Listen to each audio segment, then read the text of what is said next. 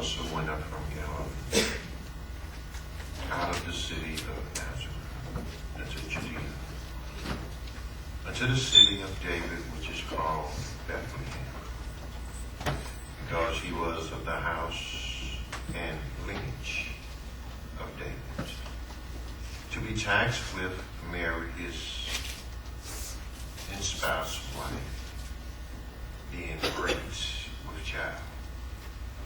So it was that while they were there, the days were accomplished that she should be delivered. She brought forth her firstborn son, wrapped him in swaddling clothes, laid him in a manger, because there was no room for them in the inn. For some reason, time is catching up on me, and I would like to speak to you. How far is Bethlehem? And how far are we from God?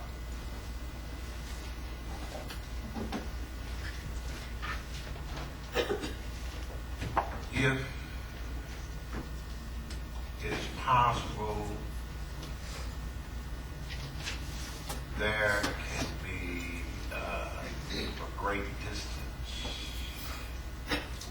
between you and something or someone that you are actually close to. There are some distances that we expect, and even though they are disheartening to think about, the distance between you and mother and father who's gone on to glory. There's the distance that is long and winding. Take the distance between driving from the Texas state line, right there on 20, to California. It doesn't seem long if you do it in 200 miles intervals. But it seems mighty discouraging if you make Amarillo your last stop and you drive all the way to Los Angeles. Because when you make Amarillo your last stop, you're going to see that sign that says LA 1,073 miles.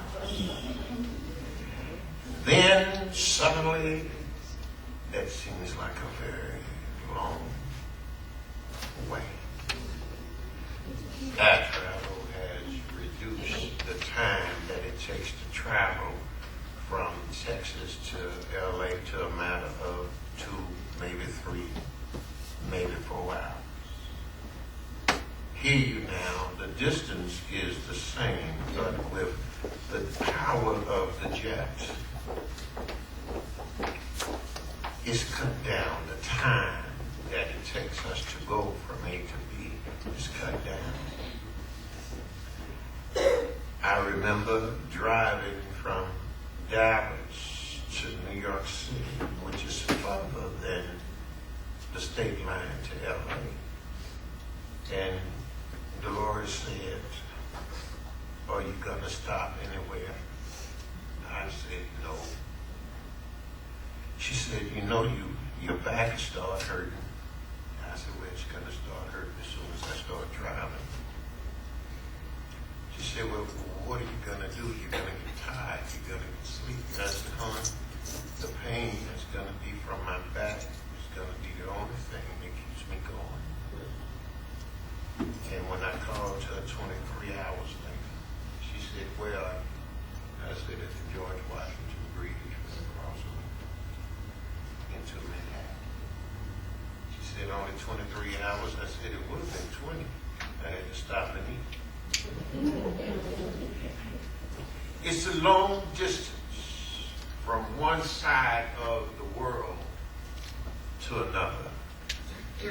It's a long distance from one side of the country to another. It's a long distance from one end of the state of Louisiana, from going down south of New Orleans, up to the top of the state, up here. It's a long distance when you look at the map and you see something so far, something that's so far. Even when you think about those who are in Congress, you have the Democrats, you have the Republicans, you have a couple of independents. They may sit in the same chamber, but they're long distance apart because one sits on one side, one sits on the other. They're far apart even in their ideological thinking and as far as producing bills, the miles apart. Even in our families, we're miles apart from each other. There are some men and women who are married, been married for years, and don't even hold conversation. They're miles apart. There's daughter, there's son, and I asked when I called home, I said, "Where's Ashley girl?" Didi said she's up in her room as usual with the door closed.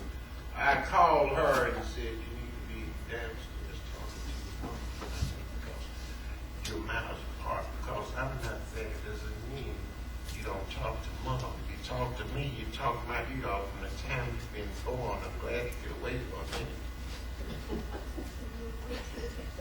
That was funny, supposed to be the joke. There are those who are miles apart. And I don't know about you. Have you ever been driving? And like I said, I've done from Texas to New York City. I've done from Wiley, Marshall to San Diego. Just driving. And when you're driving, you see the mountains in the distance. Sometimes it seems like no matter how much you drive, those mountains are still a far, far away. You can drive 400 miles and you'll be seeing that mountain is still away. When can I get close to the mountain? And the way the highways are made, within 6 hours, this is driving through to California, you'll be seeing the mountains in the rearview mirror all of a sudden. Because you've gone elevated on them. You may not see the snow cap, but you've elevated on them. Now you're coming on back down. Distance. And we have traveled many miles in our own lives this year. We traveled some miles. I'm not talking about me traveling from Cedar here to Shreveport. I'm talking about spiritual miles. And since we traveled those miles, I need to ask you the question, do you feel closer to the mountain? Or is it still far, far, far in the distance? We feel closer to the mountains if we focus on the distance already traveled and what we've accomplished so far and what we need to do when we get to where we say we're going. Mary and Joseph, they traveled from Nazareth to Bethlehem by foot.